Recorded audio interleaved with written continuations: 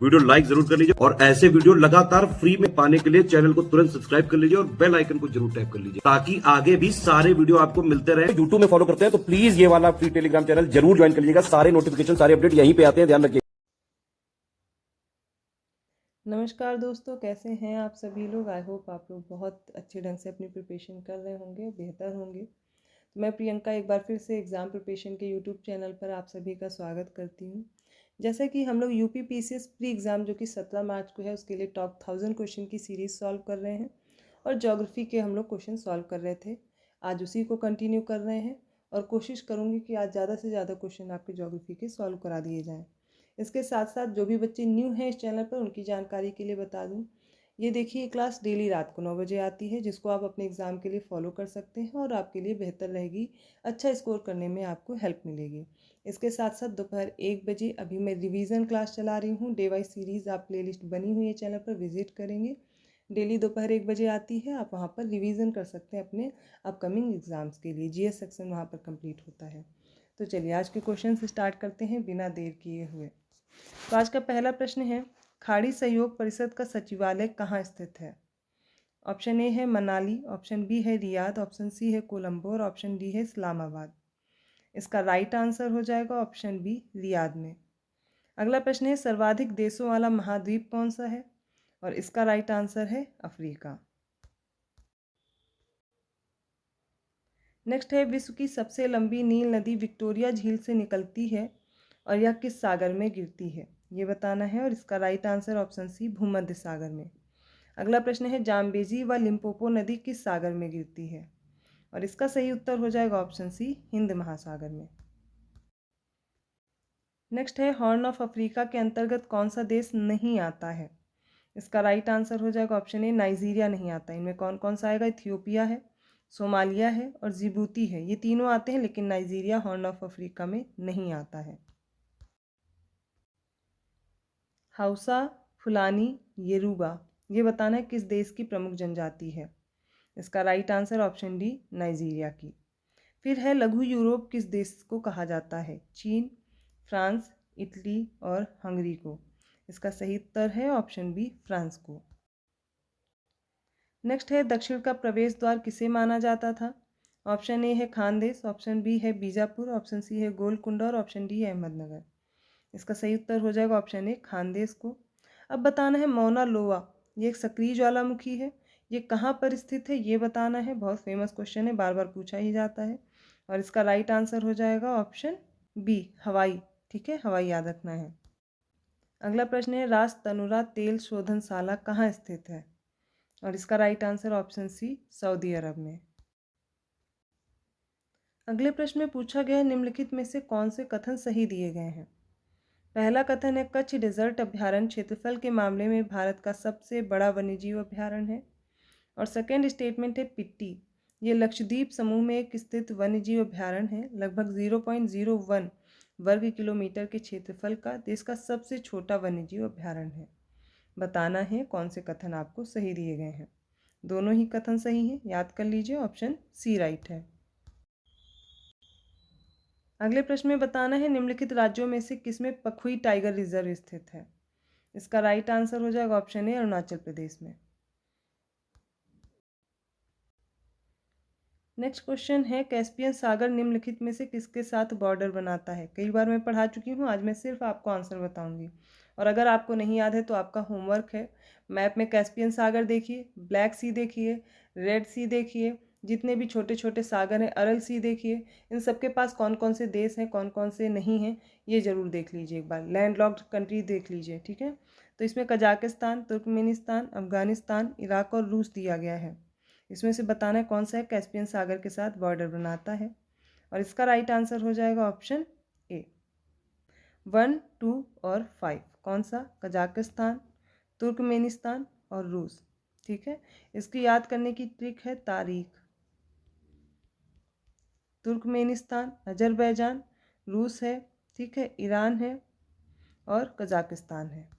केवल रूस को छोड़ दिया जाए तो सब में आन लगा हुआ है लास्ट में। ऐसे ही करके ट्रिक बना लीजिए, बट याद कर डालिए, ठीक है।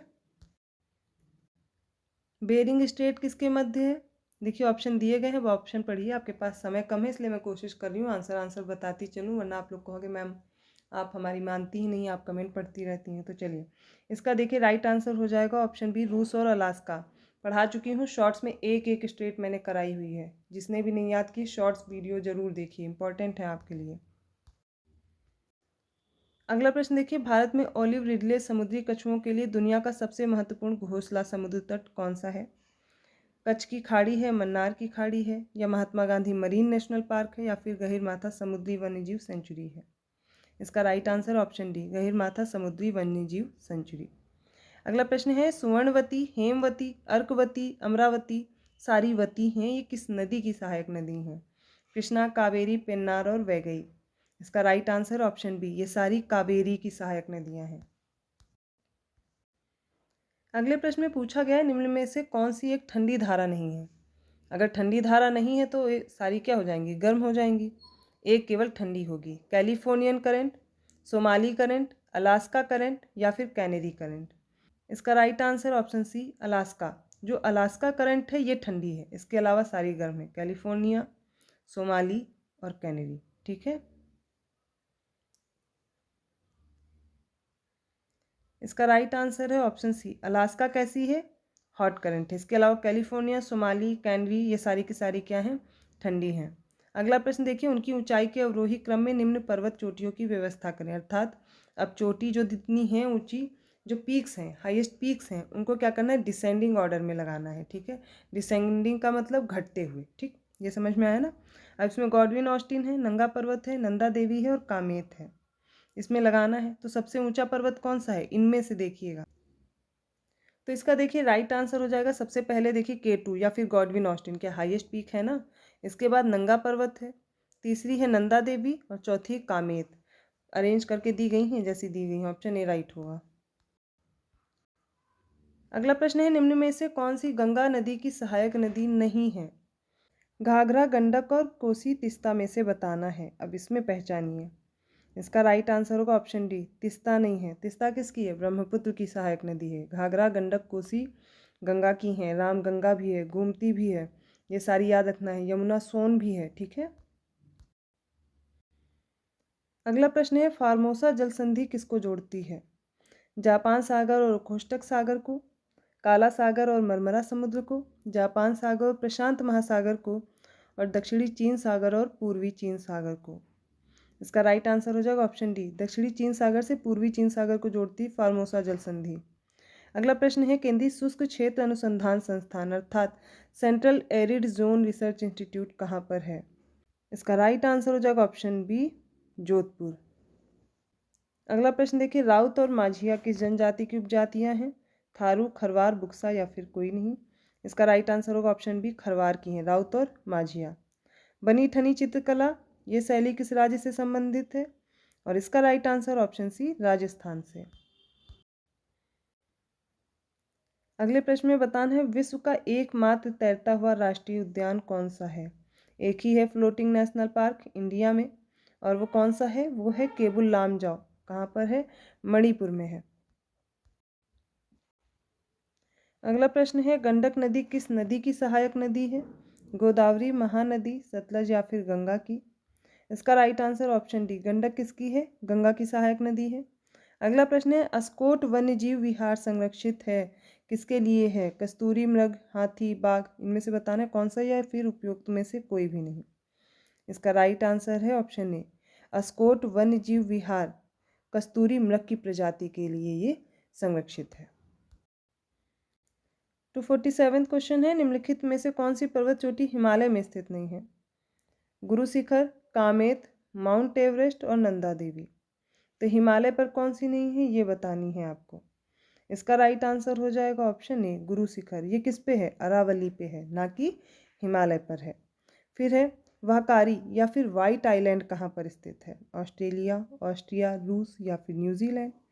तो इसका right answer option D, New Zealand में है वाइट आइलैंड। ठीक है, अगले प्रश्न में ये तो बता दिया गया है फिलीपींस की राजधानी मनीला है, याद कर लीजिए, लेकिन किस द्वीप पर है ये पूछा गया है, और इसका राइट आंसर ऑप्शन है लुजोन पर। 250 प्रश्न हो चुके हैं अभी सीरीज के। और इस प्रश्न में पूछ लिया गया है कि सबसे बड़ा स्थलरुद्ध देश सबसे पहले आपको बताया गया कौन सा है, वो है कजाकिस्तान। लेकिन आपसे पूछ लिया गया है दूसरा वाला, और इसका राइट आंसर हो जाएगा ऑप्शन ए, मंगोलिया है दूसरा सबसे बड़ा स्थलरुद्ध देश। लैंडलॉक्ड अर्थात इसकी किसी भी सीमा को सागर या ओशन कोई भी जलराशि नहीं छूती है, सारे देश से घिरा हुआ है, फिर स्थल से घिरा हुआ है। तो 51st क्वेश्चन है, क्रॉ नहर ये किस देश से संबंधित है? थाईलैंड, चीन, इंडोनेशिया या फिलीपींस से? इसका राइट आंसर ऑप्शन है थाईलैंड से। अगला प्रश्न है, गोल्डन ट्रायंगल में शामिल नहीं है म्यांमार, थाईलैंड, लाओस और ब्रुनेई। तो इसमें आपको आंसर भी मिल जाएगा कि गोल्डन ट्रायंगल में शामिल कौन कौन से हैं। इसका right answer option D, Brunei नहीं है, इसमें म्यांमार है, थाईलैंड है और लाओस है गोल्डन ट्रायंगल में। ग्वादर बंदरगाह पाकिस्तान के किस प्रांत में है? ये जान लीजिए कि ये पाकिस्तान में है, लेकिन किस प्रांत में है अब ये बताना है। ये है बलूचिस्तान में। अगला प्रश्न है, भारत में सलमा बांध किस देश में बनाया गया है? अफगानिस्तान, वियतनाम, नेपाल और बांग्लादेश। तो इसका राइट आंसर होगा ऑप्शन ए, अफगानिस्तान में। 255 डिएगो गार्सिया ये आइलैंड किस महासागर में स्थित है बताना है। तो प्रशांत, आर्कटिक, अटलांटिक या फिर हिंद महासागर में, और राइट आंसर है हिंद महासागर में, ऑप्शन डी राइट है। 256 क्वेश्चन है, सार्क के कुल 8 सदस्य देश हैं, इनमें कौन शामिल नहीं है? भूटान, श्रीलंका, बांग्लादेश और म्यांमार है। इसका राइट आंसर ऑप्शन डी, इसमें म्यांमार नहीं है, भूटान, श्रीलंका, बांग्लादेश हैं। अगले प्रश्न में बताना है, दस्ते लुट मरुस्थल कहाँ स्थित है? ईरान, मंगोलिया, फिलीपींस या फिर कजाकिस्तान। और इसका राइट आंसर ऑप्शन है ईरान में। चाबहार बंदरगाह बताना है किस देश में स्थित है, और इसका राइट आंसर है ये भी ईरान में है। अगला प्रश्न है, फारस की खाड़ी से कितने देश की सीमाएं लगती हैं? और इसका राइट आंसर ऑप्शन है 8 देशों की सीमा लगती है। अब जब मैंने इसकी संख्या बता दी है तो देश भी बता देती हूँ, क्योंकि आप लोग शायद ना ही देखें। तो देख लीजिए, ईरान, इराक, कुवैत, सऊदी अरब, कतर, बहरीन, संयुक्त अरब अमीरात और ओमान है। 8 हो गए, इनको याद कर लीजिए। एक बार फिर से सुन लीजिए अगर नहीं सुना है। तो ईरान है, इराक है, कुवैत है, सऊदी अरब है, कतर, बहरीन, संयुक्त अरब अमीरात है और ओमान है। ठीक है, अगर नहीं याद है तो लिख लीजिएगा एक बार। अगले प्रश्न में बताना है, अरब प्रायद्वीप में कौन सा देश शामिल नहीं है? कुवैत है, ओमान है, कतर है और तुर्की है। इसका राइट आंसर हो जाएगा ऑप्शन डी, तुर्की से सीमा नहीं बनाता है या इसमें नहीं स्थित है। कौन कौन से स्थित हैं वो याद कर लीजिए। इसमें 6 देश आते हैं। अरब प्रायद्वीप में कितने देश आते हैं? 6 देश हैं। इसमें बहरीन है, कुवैत है जो कि इस ऑप्शन में भी दिया गया है, ओमान है, ये भी है, कतर है, सऊदी अरब है और संयुक्त अरब अमीरात हैं। कुल 6 हो गए, तुर्की नहीं आता इसमें। अगला प्रश्न देख लीजिए, अनातोलिया का पठार किस देश में स्थित है बताना है। ऑप्शंस आपको दिए गए हैं, आप ऑप्शन देख लीजिए। मैं आंसर बताती हूँ, इसका राइट आंसर है ऑप्शन डी, तुर्की में। इसे अब तुर्की ये कहते हैं। अगला प्रश्न देखिए, भारत का पहला विदेशी सैन्य अड्डा कहाँ स्थित है? कजाकिस्तान, उज्बेकिस्तान, किर्गिस्तान और ताजिकिस्तान। इसका right answer option D, Bharat का पहला विदेशी सैन्य अड्डा है ताजिकिस्तान में। अगला प्रश्न है, टिग्रिस नदी किस देश में है? इंपॉर्टेंट है क्वेश्चन, याद रखिए, इराक में है। नेक्स्ट है, काकेशस में कुल 3 देश हैं, इनमें से कौन सा देश शामिल नहीं है? जॉर्जिया, आर्मेनिया, अजरबैजान और तुर्कमेनिस्तान दिया गया है। इसमें से राइट आंसर बताना है। इसमें तुर्कमेनिस्तान नहीं है, तो कौन कौन से हो जाएंगे? जॉर्जिया, आर्मेनिया, अजरबैजान किस में आते हैं? काकेशस में। तो 65वां प्रश्न है, अब सुगारू जल संधि किसे जोड़ती है? जापान सागर से प्रशांत महासागर को, काला सागर को प्रशांत महासागर से, या फिर जापान सागर को हिंद महासागर से, और ऑप्शन डी, अरल सागर और अटलांटिक महासागर को। इसका राइट आंसर हो जाएगा ऑप्शन ए, जापान सागर को पैसिफिक ओशन या प्रशांत महासागर से जोड़ती सुगारू जल संधि। चलिए अगला प्रश्न देखिए, क्षेत्रफल की दृष्टि से अफ्रीका महाद्वीप का सबसे छोटा देश सेशल्स है, कहाँ स्थित है ये बताना है। और इसका राइट आंसर हो जाएगा ऑप्शन ए, हिंद महासागर में। अगला प्रश्न है, बेरूत बंदरगाह लेबनान में स्थित है और किसके किनारे पर है बताना है। इसका राइट आंसर ऑप्शन ए, ये भूमध्य सागर के किनारे पर है बेरूत बंदरगाह। इजराइल देश की सीमाएं किस देश से नहीं लगती हैं पूछा गया है। सीरिया, जॉर्डन, लेबनान और लीबिया। इसका राइट आंसर है लीबिया से नहीं लगती हैं। तो किससे लगेंगी? सीरिया, जॉर्डन और लेबनान से, लेकिन लीबिया से नहीं लगती हैं। नेक्स्ट है सक्रिय ज्वालामुखी माउंट एरेबुस। ये किस महाद्वीप में स्थित है?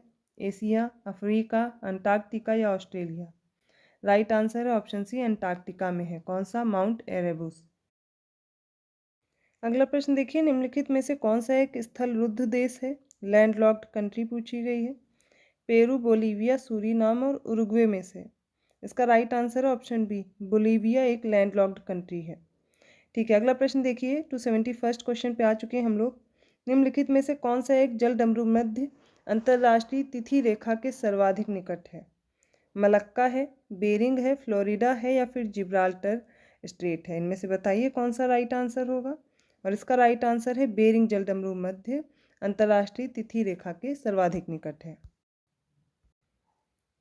नेक्स्ट है, कोल डैम जल विद्युत परियोजना हिमाचल प्रदेश में किस नदी पर स्थित है? नर्मदा, सतलज, गोमती, सरयू? इसका राइट आंसर है ऑप्शन बी, सतलज नदी पर। भारत का पहला सोलर थर्मल पावर स्टेशन किस राज्य में बना है? इसका राइट आंसर है ऑप्शन ए, राजस्थान।